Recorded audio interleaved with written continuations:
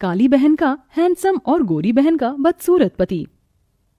उपासना, तू तैयार हो गई? चल आज दोनों एक साथ कॉलेज चलते हैं। तुमने ये सोच भी कैसे लिया कि मैं तुझ जैसी लड़की के साथ कॉलेज जाऊंगी?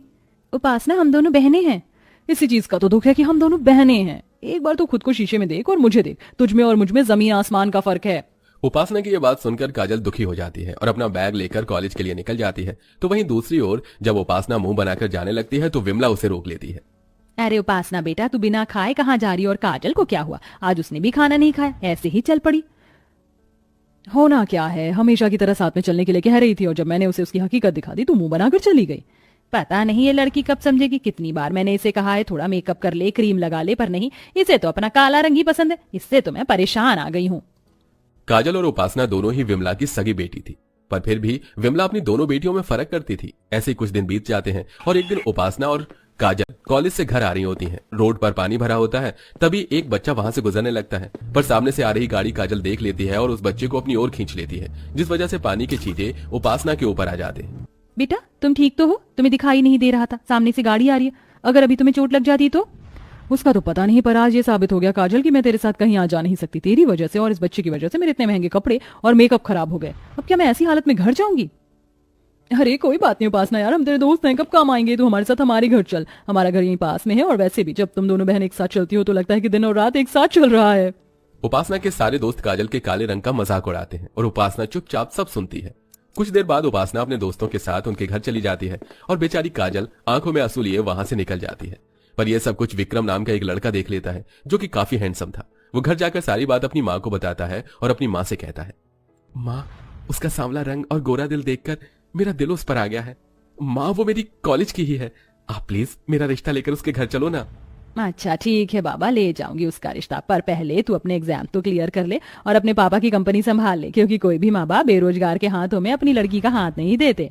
सही कहा माँ, अब तो मैं काजल को पाने के लिए दुगनी मेहनत करूंगा। विक्रम को काजल इतनी पसंद आती है कि वो हर समय काजल के बारे में सोचता है और कॉलेज में भी बस उसे ही देखता है। समय यूं ही गुजरता है और उन तीनों की पढ़ाई पूरी हो जाती है और विमला उपासना के लिए रिश्ते देखना शुरू कर देती है। बहुत जल्द विक्रम भी अपने पापा की कंपनी संभाल लेता है और अपनी माँ के साथ काजल का हाथ मांगने उसके घर पहुंच जाता है, जहां वो देखता है कि एक और लड़के वाले वहां आए हुए हैं। माफ करना जी, पर हमने आपको कहा हूँ विक्रम आपकी बेटी को बहुत पसंद करता है, इसीलिए बिना बताए हम यहाँ आपकी बेटी का हाथ मांगने के लिए आ गए हैं। माफ करना बहन, पर मैंने अपनी उपासना का रिश्ता पहले ही सुनील बेटे से तय कर दिया है। कोई बात नहीं बहन जी, हमारी एक और बेटी है। अगर आप चाहे तो हम ये रिश्ता अब भी तय कर सकते हैं। भाई साहब, आपको शायद कोई गलतफहमी हो रही है। हम यहाँ उपासना के लिए नहीं बल्कि काजल का हाथ मांगने के लिए ही आए हैं। क्या काजल का? अरे काजल का रिश्ता सुनकर आप क्यों इतना खुश हो रहे हैं? देखा है आपने लड़के को? कहाँ लड़का इतना स्मार्ट और कहाँ हमारी काजल? कोई मेल नहीं है इन दोनों का। अगर कल को हमारी बेटी को कोई दुख उठाना पड़ा तो माफ करना बहन, आप चले जाइए, हमें कोई रिश्ता नहीं करना। आंटी जी, मैं आपसे वादा करता हूँ, मैं कभी भी काजल की आंखों में आंसू नहीं आने दूंगा। बस आप इस रिश्ते के लिए हाँ कर दीजिए, फिर एक साथ आपके घर में 2 बारात आएंगी। विक्रम की अच्छाई देखकर सुरेश अपनी दूसरी बेटी का रिश्ता भी पक्का कर देता है और बहुत जल्द एक ही मंडप पर काजल और उपासना की शादी हो जाती है। शादी के बाद काजल की जिंदगी में खुशियां आ जाती हैं, तो वहीं दूसरी ओर उपासना भी गोरा पति पाकर बहुत खुश थी। सुनील जी, आप तो मेरे सपनों के राजकुमार से भी ज्यादा गोरे और सुंदर निकले। मुझे तो लगता था कि मुझसे ज्यादा गोरा शायद कोई हो ही नहीं सकता, पर आपने तो सुंदरता में मुझे भी फेल कर दिया। उपासना, ये लो तुम्हारा नजरिया है, इसलिए मैं तुम्हें सुंदर दिखता हूँ, वरना हर कोई बस मेरा मजाक ही बनाता रहा है। लोगों के ताने और उनके मजाक सुनकर मैंने फैसला किया कि मैं खुद को बदल दूंगा और मैंने खुद को बदल दिया। लोगों की बातों पर ध्यान मत दो, आप बहुत सुंदर हैं। अच्छा वैसे आप मुझे हनीमून पर कहाँ ले जा रहे हो? जहां तुम कहो। मैं तो कहता हूँ कि हम एक साथ डिसाइड करते हैं कि हम बाहर कहाँ घूमने जाएंगे, पर उससे पहले हम 5 स्टार होटल में चलते हैं एक साथ डिनर करने के लिए।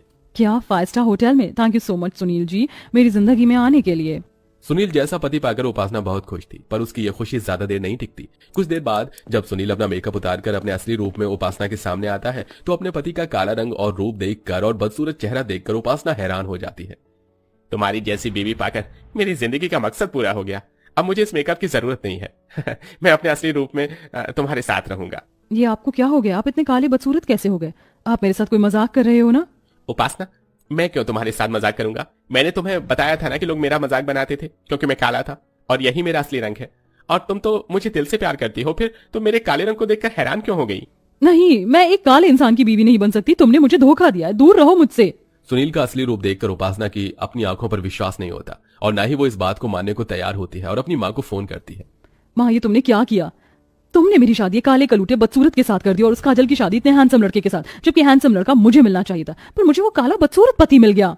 उपासना, ये तू क्या कह रही है? अगर दामाद जी सुनेंगे तो उन्हें बुरा लगेगा। क्या खराबी उनके रंग रूप में? वो तुझसे भी ज्यादा गोरे और सुंदर हैं। माँ, मुझे भी अब तक यही लगा था जब तक उनका असली चेहरा नहीं देखा था, पर जब मेकअप उतार कर वो मेरे सामने आए तो उनका काला रंग देखकर मेरे होश उड़ गए। आपने मेरी शादी गलत लड़के से करवा दी। मैं अपने काले बदसूरत पति के साथ चलूंगी तो क्या कहेंगे लोग? गोरी को काला और काली को गोरा पति मिल गया। नहीं माँ, मैं ऐसे आदमी के साथ नहीं रह पाऊंगी। मैं आ रही हूँ आपके पास। जहां उपासना अपने काले बदसूरत पति से परेशान थी तो वहीं दूसरी ओर काजल की जिंदगी का सारा दुख धीरे धीरे खत्म होने लगता है। काजल, हम सिंगापुर जा रहे हैं घूमने के लिए। क्या? सिंगापुर? नहीं नहीं, मुझे नहीं जाना। अगर मैं आपके साथ चलूंगी तो लोग मेरे साथ साथ आपका भी मजाक बनाएंगे। तो बनाने दो, मुझे फर्क नहीं पड़ता और तुम्हें भी फर्क नहीं पड़ना चाहिए, समझी? तुम अब चलो, पैकिंग कर लो, कल ही निकल रहे हैं हम। अब अगले दिन विक्रम और काजल सिंगापुर घूमने के लिए चले जाते हैं और काजल अपने पति के साथ सिंगापुर की फोटो व्हाट्सएप स्टेटस पर लगाती है, जिसे देखकर उपासना काजल की खुशियों से और भी ज्यादा नफरत करने लगती है और अपने पति के काले रंग से और भी ज्यादा जलने लगती है। काश कि मेरी शादी विक्रम से होती। मैं इस काले सुनील को डिजर्व नहीं करती और ना ही विक्रम उस काजल को, पर फिर भी लंगूर के हाथ में अंगूर और मुझ जैसी सुंदर सी लड़की को ऐसा बदसूरत पति मिल गया। काजल का स्टेटस देखकर उपासना को बहुत गुस्सा आता है और वो गुस्से में अपना फोन तोड़ देती है। फोन टूटने की आवाज सुनकर सुनील वहां आता है। क्या हुआ उपासना, तुम अभी भी मुझसे नाराज हो? मुझे माफ कर दो, मैंने तुम्हें अपने काले रंग के बारे में नहीं बताया। दूर हो जाओ मेरी नजरों से। मुझे काले लोगों से सख्त नफरत है और अब मैं तुम्हारे साथ इस घर में एक पल नहीं रह सकती। उपासना, तुम ये क्या कह रही हो? माना कि मैं काला हूं, पर मैं तुमसे सच्चा प्यार करता हूं। तुम्हारे लिए मैं सब कुछ कर सकता हूं। तुम सिर्फ एक रंग के लिए मेरे साथ ऐसा नहीं कर सकती।